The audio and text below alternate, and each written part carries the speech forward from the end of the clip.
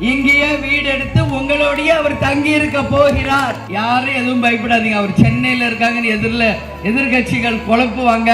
மே 4 result வந்த உடனே விருதுநகருக்கு விஜய பிரபாகர் வந்துருவார். ஆல்ரெடி அவர் இங்க வீடு பிடிச்சி வீடுல தான் தங்கி இருக்கார். தெரியும்ல உங்களுக்கு.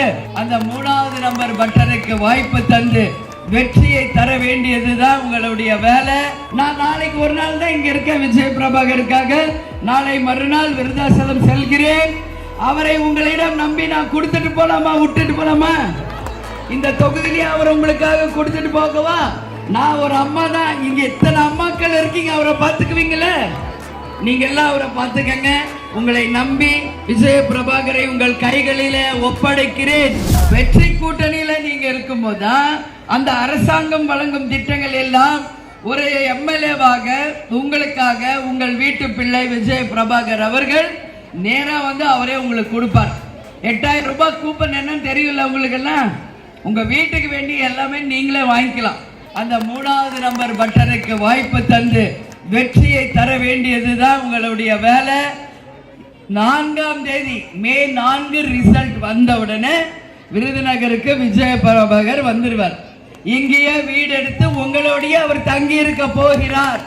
இந்த தொகுதி மக்களுக்கு வேண்டிய அத்தனை வாக்குறுதிகளையும் நிச்சயம் நிறைவேற்ற இருக்கிறார். யாரும் எதுவும் பயப்படாதீங்க. அவர் சென்னையில இருக்காங்கன்னு எதிர்கட்சிகள் குழப்புவாங்க. ஆல்ரெடி அவர் இங்க வீடு பிடிச்சி வீடுல தான் தங்கி இருக்கார். தெரியும்ல உங்களுக்கு. அதனால இங்க தான் இருப்பார். அவருக்கு சென்னையில வேலை இருக்கும்போது வருவார். மீதி நேரம் விருதுநகர் தொகுதியின் மக்களின் பிள்ளையாக, செல்ல பிள்ளையாக, உங்கள் வீட்டு மைந்தனாக உறுதியாக உங்களுக்காக இங்கேயே இருந்து உங்களுக்கு பணியாற்றி இந்த தொகுதியை முன்னேற்றுவார் என்பதை இந்த நேரத்தில் உங்கள் அனைவரையுமே பார்த்து நான் கேட்டுக்கொள்கிறேன். நான் நாளைக்கு ஒரு நாள் தான் இங்க இருக்கேன் விஜய பிரபாகருக்காக. நாளை மறுநாள் விருதாசலம் செல்கிறேன். அவரை உங்களிடம் நம்பி நான் கொடுத்துட்டு போலாமா, விட்டுட்டு போலாமா? இந்த தொகுதியிலே அவர் உங்களுக்காக கொடுத்துட்டு போகவா? நான் ஒரு அம்மா தான். இங்க எத்தனை அம்மாக்கள் இருக்கீங்க, அவரை பார்த்துக்குவீங்களே. நீங்க எல்லாம் அவரை பார்த்துக்கங்க. உங்களை நம்பி விஜய பிரபாகரை உங்கள் கைகளிலே ஒப்படைக்கிறேன்.